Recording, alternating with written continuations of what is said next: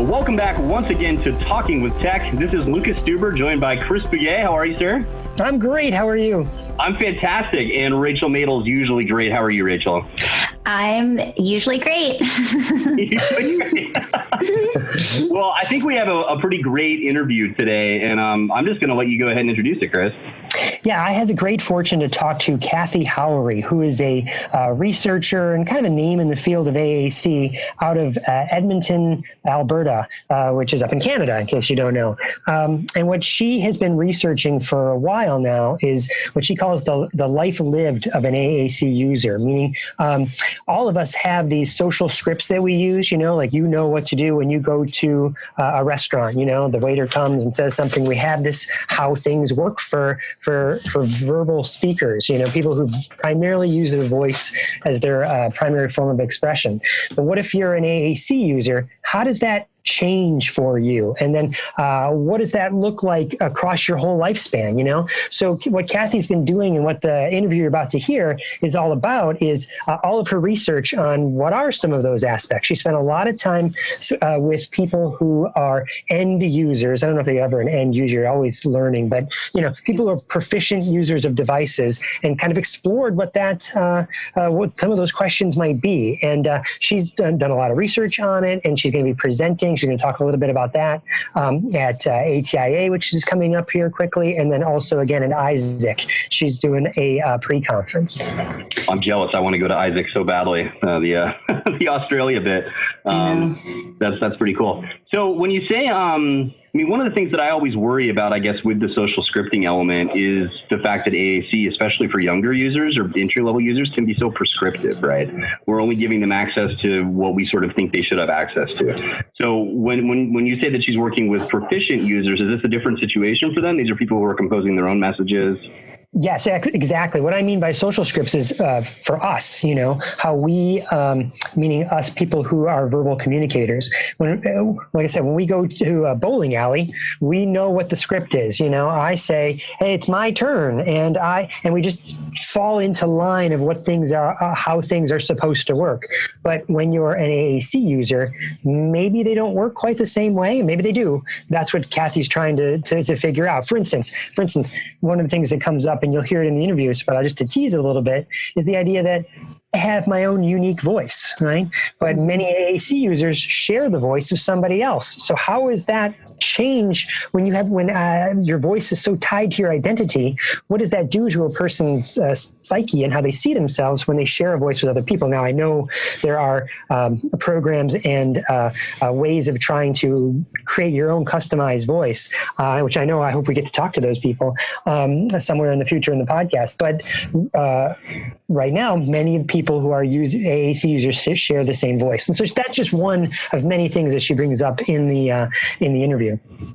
Yes, that's a great point. And And I'm glad you brought it up too, because we are going to be talking with some of those folks. But, I've had the experience where I used to take out these large social groups of young adults that are AAC users. And I remember going into a Safeway once with something like 8 or 10, AAC users who were all young men with Down syndrome. And I kept hearing the same voice from multiple directions, asking for help or talking to me, these things. And at that point, it was an identity issue. It was also a safety issue. These are real concerns that we need to address as an industry. Think that's just one aspect. Think of another one might be, how many AAC users do you know that spend most of their time with somebody else, meaning they have an attendant or a family member or someone that's there. And so, from all of us being speech therapists, right? Therapy is best when maybe sit over there so I can get some rapport. Because when you're there, you tend to answer all the questions, or you tend to go, no, you know that, sir. Come on, say it. Yeah. Parents are mind readers. Yep, sure. You know that phenomenon. So what does that do when you're an AAC user and that person's with you beyond that many more hours of the day, and that's something else that you like to explore. And you bring up a really good point, Chris, in that, children don't talk the same when their parents are around or adults are around. And it's interesting to think about how does that shape what a child says and how they say it. And oftentimes kids, especially as they become young adults, they're kind of testing those boundaries and learning how to converse in a more social way with their peers. And it absolutely has to be affected when an adult is constantly around and in some cases having to assist you in communicating. Absolutely. And what if you don't like your mom and dad? I mean, geez. Yeah. Which most teenagers don't. Right. How do you rebel? Yep. Oh my gosh, that's funny. Well, I feel like we're going to have a lot to say about this. Maybe it's best just to go ahead and listen. I think you're going to enjoy it. Well, without further ado, let's go ahead and listen to Chris Begay's interview with Kathy Howery. Fantastic. Well, welcome to Talking with Tech. And today we have an interview with Kathy Howery. Am I saying that right, Kathy? That's exactly correct. Yes. Lots of vowels in that last name and you nailed it. Very well done. So Kathy, tell us a little bit about yourself. First, how do we know each other? How did we meet? Well, I think you didn't know this, but the first thing I knew about you was I used to teach an AT class at the university here in Alberta. I'm from Edmonton, Alberta, Canada.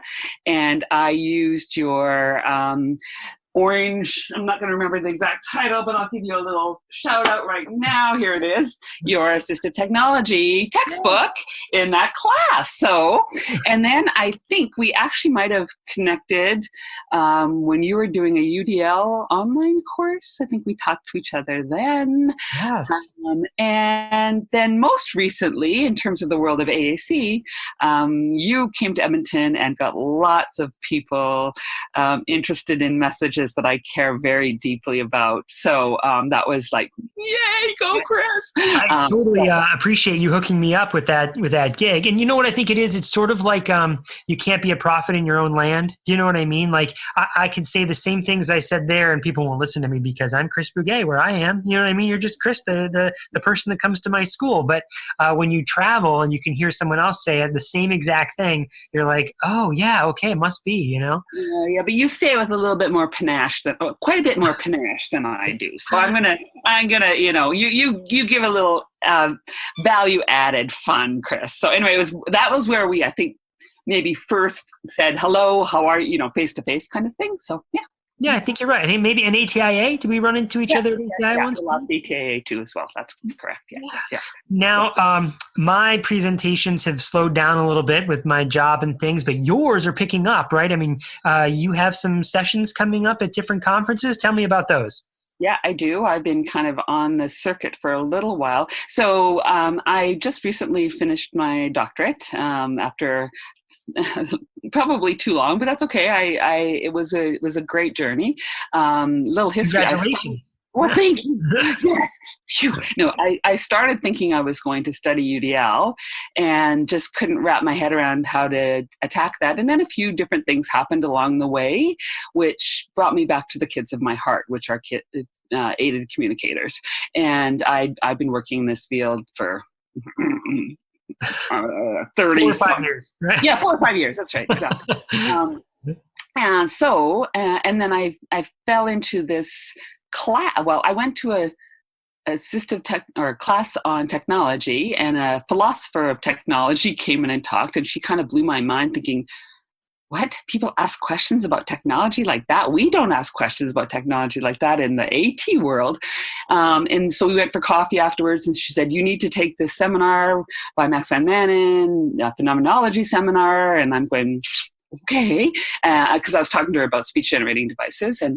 And so I took Max's seminar, and until Christmas, I was sort of going, what are you guys talking about? Like philosophers. And anyway, it was, but by Christmas, he had me hooked, and I decided that I was going to go back and actually explore the lived experience of speaking with the device. So I started by just reading. My first little paper for Max was really about reading first-person accounts, because with phenomenology, you need to actually not have somebody talk about a time. Like, that I like my AAC device because I was really good at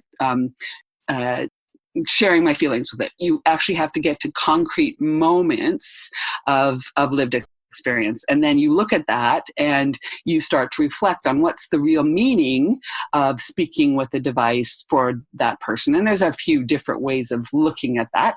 So, as I said, a long way to introduce. I've been on the road with some of the themes from that research. So I when Isaac was in Toronto, I gave a paper on the meaning of voice for those that speak with speech generating devices, and then there was a few people in the audience from Australia who heard that, and so actually now, to my delight and a little bit of I'm doing a pre-conference on the lived experience of speaking with a speech-generating device. And in that pre-con, we're going to go through, again, this is sort of philosopher talk. And it's really trying to look at technology through a different lens than technology as tool.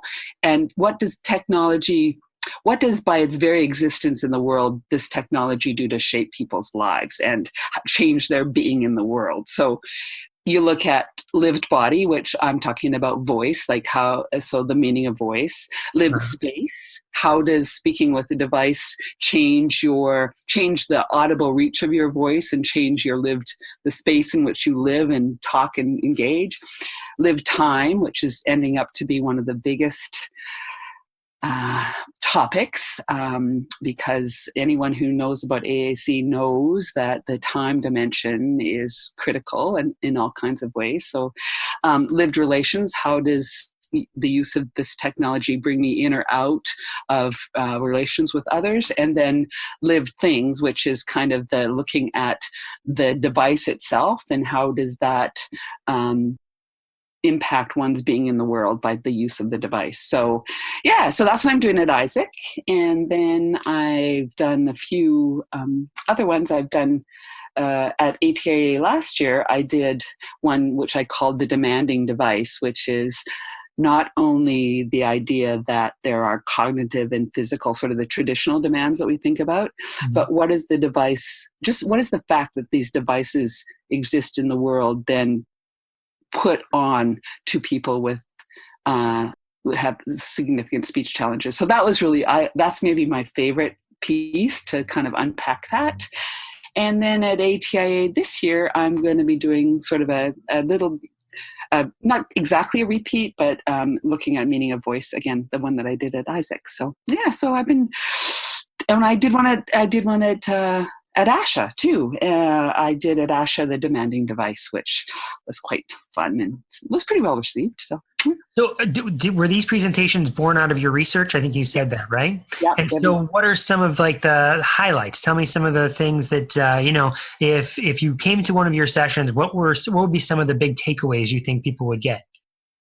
Well, I think the most important thing that you're going to try and do with the phenomenological study is to actually put people into that moment so that you can say, for me, I'll say this for me.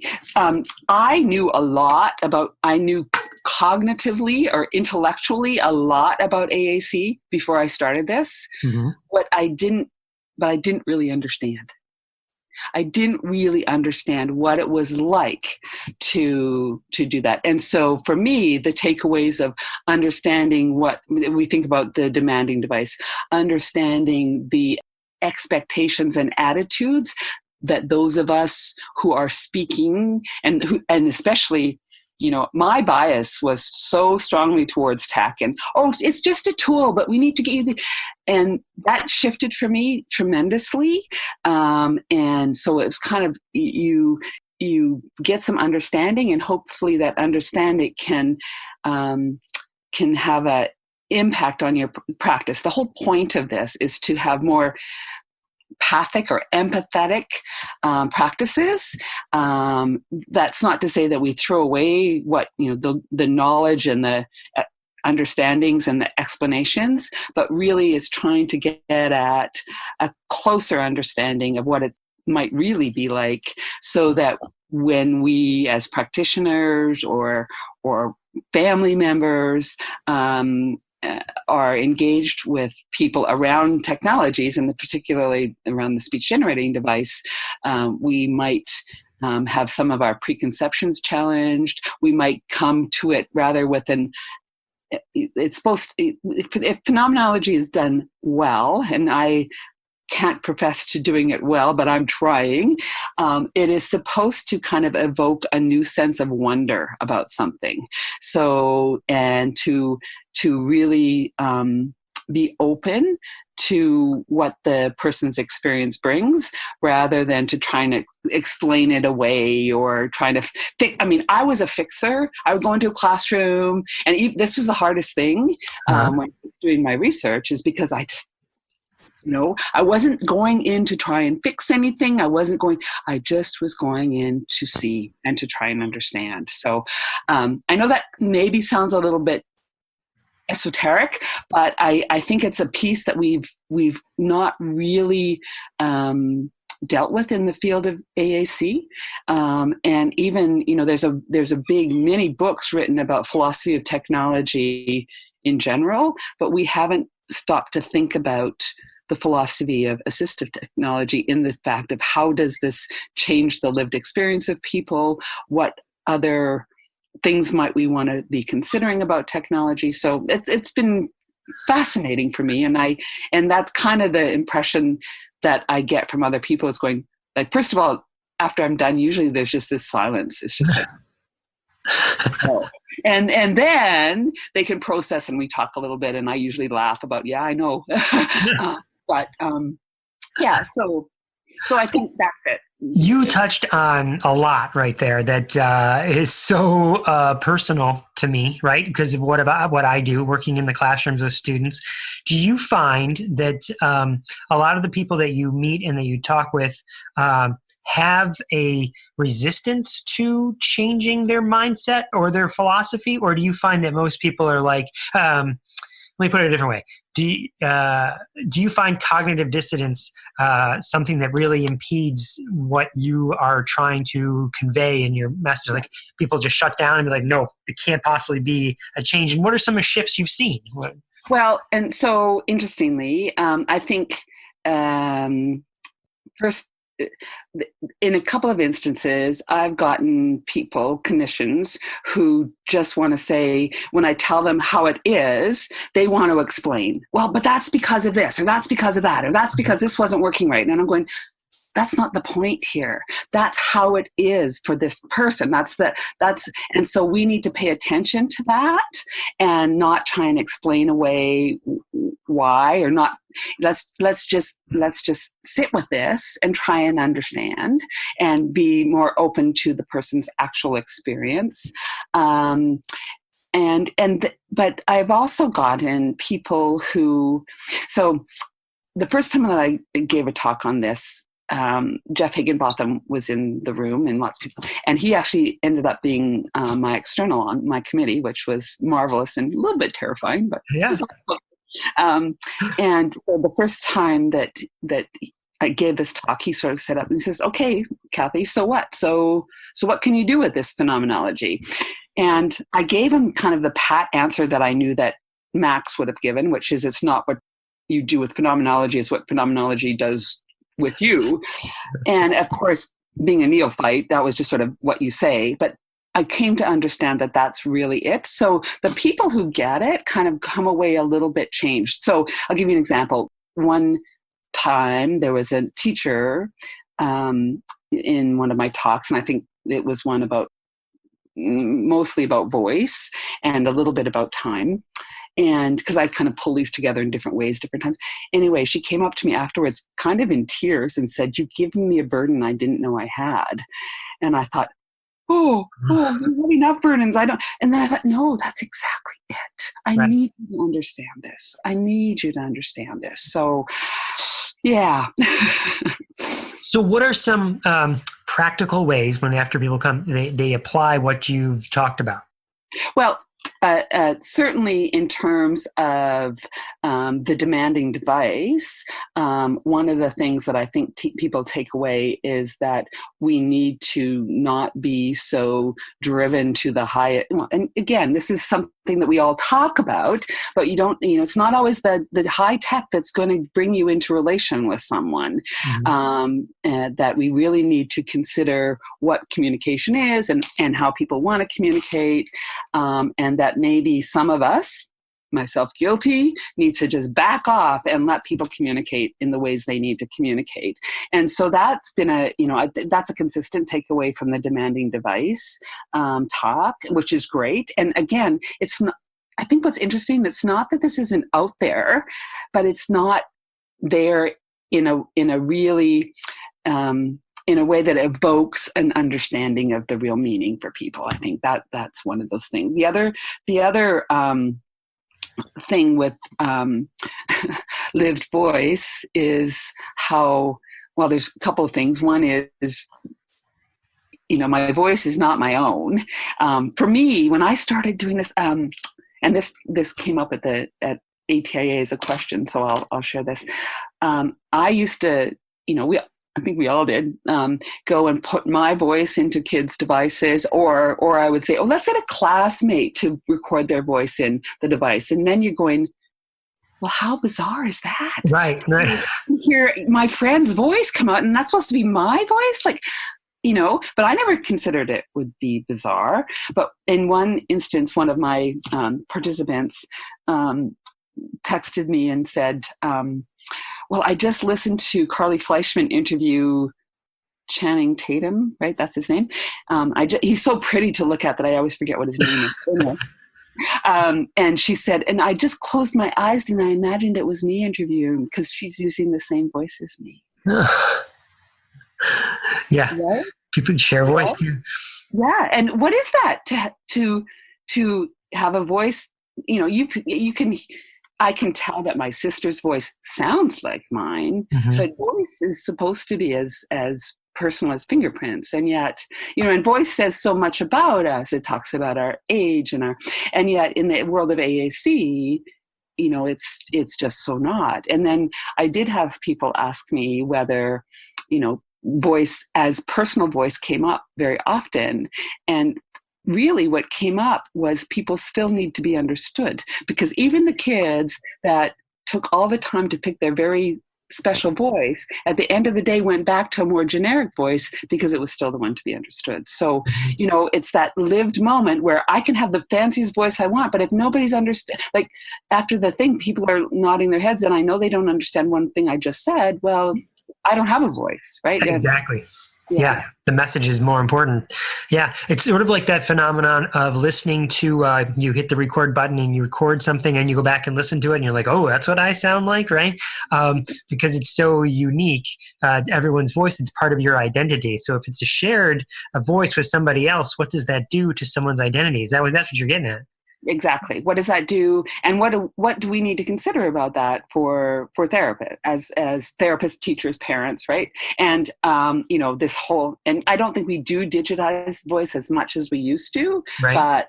But still, our best intentions. And now you go, oh, that's weird, right? So, and, the other thing about it, and I'll talk a little bit about lived relations, is how the minute that the kid has a technological device, they're seen as smarter. The minute. And that came up, it came up when kids went to see people without their device and they asked them if they needed a diaper. And, it's just because their device, she says, if I had my device there, it would have been different. And she would have never treated me like a baby. Or other times where she was having a conversation with a friend who also was a device user who didn't have her device, and people came over and said, oh, you're so smart, too bad about your friend. And the friend was absolutely as smart, whatever smart is, but it's this how people perceive you. Yeah, the relationship with the world changes when you are aided speaker versus, and so what does that say about what we need to be doing and what attitudes we, right? And so it's that kind, the meaning of the device in these kids' lives are way more than just I often think of it this way when we're selecting what communication system will go in place. And, I'm a big proponent of thinking of it as not necessarily AAC, but AAL. What's the language that where are we going with this so that the student will be eventually able to generate language. So often I think if we don't give them some path to to language, what you're really getting at with those devices is they can produce. It gives them an opportunity to produce whatever they want to say. It's a gateway to something. I was going to say this. I kind of rambled there for a second, but let me say this: the more high-end users that like people who have won on the back end, they're functionally using language with communication devices. I find, tell me if you've noticed as well, because you must have spent lots of time with users, right? Many hours. Find that most people who are proficient using a device don't use just that device. Like there's not just one communication system. Like I'm talking with my hands right now and I'm nodding and you're nodding. So I know you understand me, right? That these are multiple systems that we use to communicate. And just like you and I are now, where I'm using my voice and my hands and my body gestures, so do aided communication users. They have their I don't even think of it as a primary device. I think they have a device and they have an alternative device and they have another system. Do you find that to be true? Absolutely. And in fact, sometimes, and this is another goal, the screen gets in between and all of those other things get lost in translation, right? When you have but most of what, not most, a lot of what we convey in all these other ways. That there's one young lady who, she uses her device, but man, her and I can have all kinds of conversations without her ever going to her device. And then there's other times, and again, this gets to the whole time phenomenon, and is that the whole, so here's another thing that I remember, and I sat for hours and hours and hours and hours and talked for hours and hours and hours.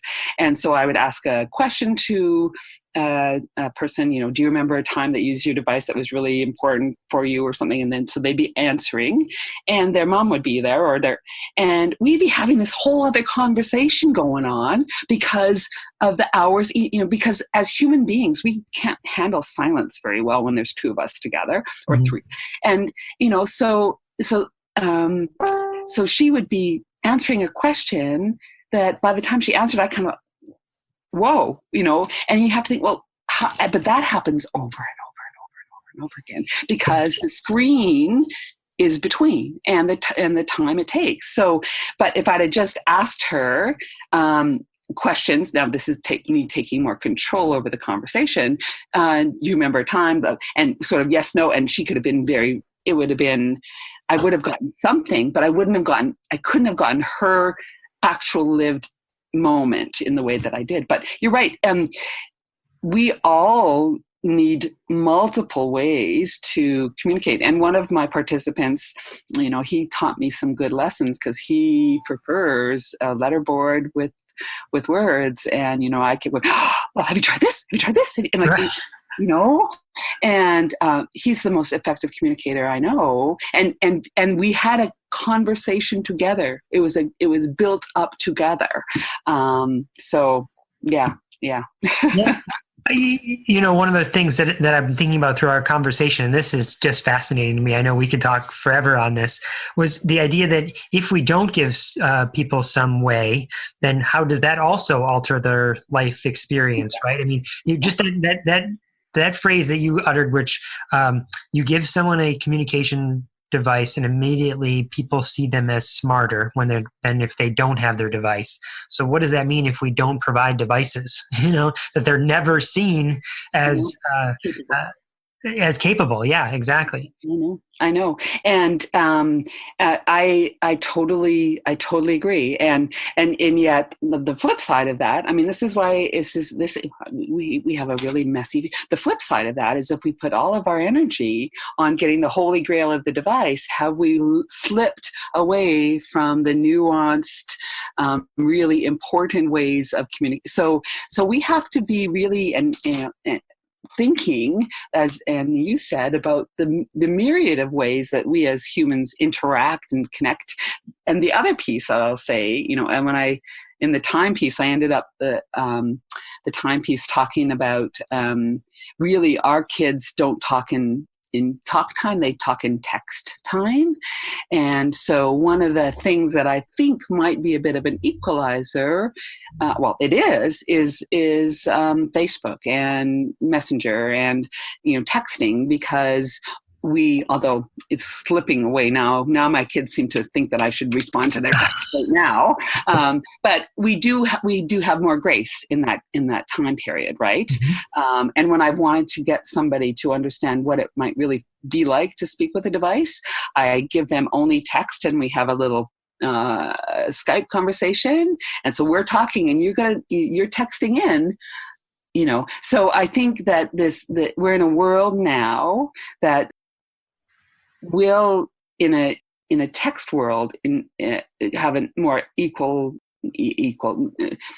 more accessible communicative environment. But again, I worry that I don't want to lose the richness of everything that we, and there's a really neat talk. One of the pieces that I really started with on the AAC REC by Colin. I can't remember his last name now. Anyway, he's a user of ALS, and he talks, or he hasn't had ALS. He uses a device. He's now passed away, but his talk is just brilliant about the different nuances of speaking with a device or through there. I don't even know. Is it through?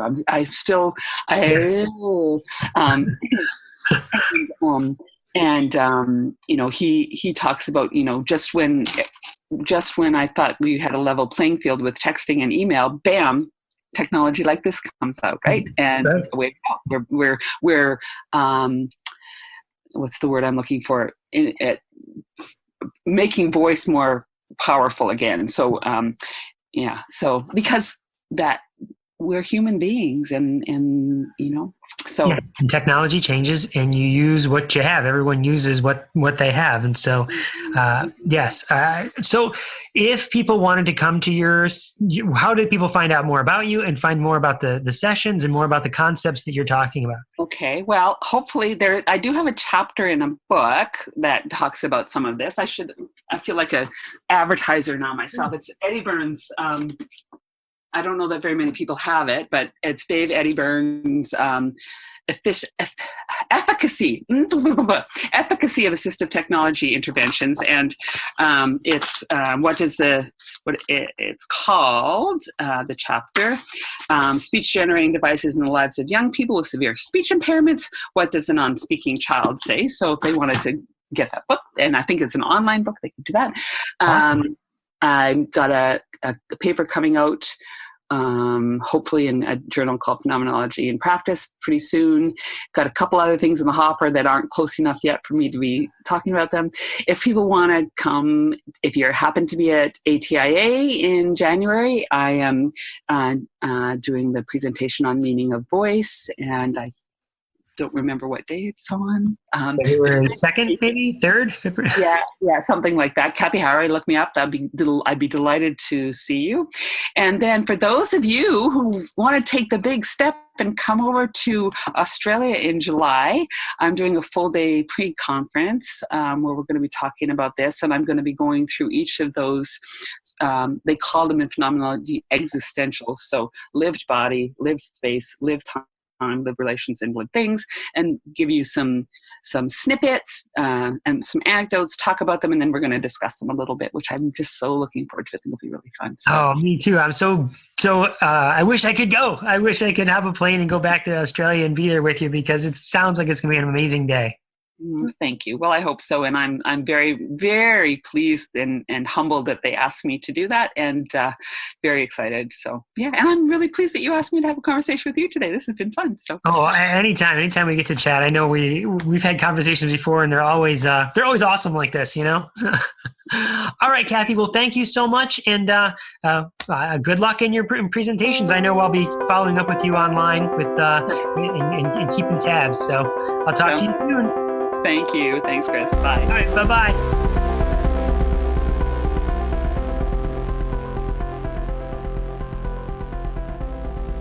Well, welcome back. I think that was a really interesting interview, right? There's a lot of concerns there beyond just language.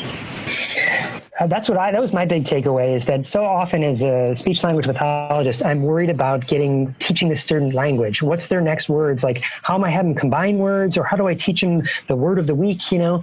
And sometimes I lose focus of, what's going on in their life, you know, and especially with teenage and adult users. Yeah, and I think you're exactly right. We have to take a step back and look at the why. Why are we even doing this? I think that we get so caught up in the details and the words and what progression and all of these skills. And we have to connect with the why as to, you know, what we're doing. And what we're doing is helping individuals communicate, whatever that looks like. The other thing I thought of actually was, now we have all of these adults with autism who are now able to communicate and writing books about their experience, and specifically with ABA and how they hated ABA sometimes. And it's just so interesting. So I think that as a practitioner who works primarily with children, I'm very interested in hearing these adult experiences, because we have to, in a lot of ways, we're the gatekeepers of what these children are able to communicate to us, because we're teaching. And so when we're teaching, we just need to be mindful of that, of these things. Rachel, one of the things that was really eye-opening for me, that helped me, which you were talking about ABA and other therapists, was Twitter. A great resource for people is the hashtag #ActuallyAutistic. And what you were saying is there's adults who have come out the back end that have autism, and they're now sharing those experiences. And that's one vehicle that people could immediately hop on and look at the #ActuallyAutistic hashtag. And then you could see all the stories that people are sharing about, like, this is what it was like for me, you know, and it really changed my mind and made me really open up. Like, yeah, there's a whole movement of nothing about me without me, you know. Yes. We're not talking about people with autism unless they're involved in the conversation, you know. Yeah. Actually, so Carly Fleischman, who is a AAC user who has her own show, she was just on the Stephen Colbert show. She actually has a YouTube video about her experience in a cafe. And it's really interesting. I would recommend everybody go watch it. But it's interesting because we walk into a coffee shop and it doesn't, it might be noisy or, it might be visually distracting, but the experience of someone who has autism is so drastically different from the sensory perspective. So I just think any ways that we can kind of think through the lens of what our clients might be experiencing, especially when it's so, different to our own experience. I think that's something that's really helpful because you're able to think, more big picture. It's not just like, oh, they're not doing this. It's like, okay, well, what other things might be at play that might not be affecting me and my sensory system, but might be affecting them? Yeah, well, that's why it all goes back to that lived experience thing, right? And we're not just talking about folks with autism. I think we're talking about everybody, right? Like everybody has a different communication profile and a different sensory profile in these things. Without getting too nerdy, there's this concept in linguistics called the Sapir-Whorf hypothesis, which is the argument that that our whole lived experience or our perception of the world is framed by the language that we have to express ourselves about it. If that makes any sense. And then one of the examples is Northwest Native American languages that maybe don't even have words for the cardinal compass directions. Instead, there will be something like, ocean word or mountain word or these things. And how, neurologically, like, what does that mean? Like, is that a completely different than visual spatial structure as a result of the language? Or, the chicken or the egg, basically, like what came first. But I wonder that a lot, actually, with AAC, like, is a restriction in language availability, does that constitute also a cognitive restriction of sorts? I'd like to assume not, Yeah. I mean, you got to make the assumption that it's not impacted, that language and cognition, you can work on those separately, because what's the other assumption? You make the assumption that they are impacted. And so if a student has language issues, then, they must have cognitive impairments as well. And we wouldn't want to do that to anybody, right? Right. Well, and what I mean too is not so much are they not so much like is their language impacted because of a cognitive impairment, but is by having a restricted set of words that they have access to, is that then restricting cognitive development? I guess. Well, and I don't have an answer, by the way. Yeah, well, just brainstorming, you'd think that it would be, right? I mean, if we're thinking about spatial concepts, for example, and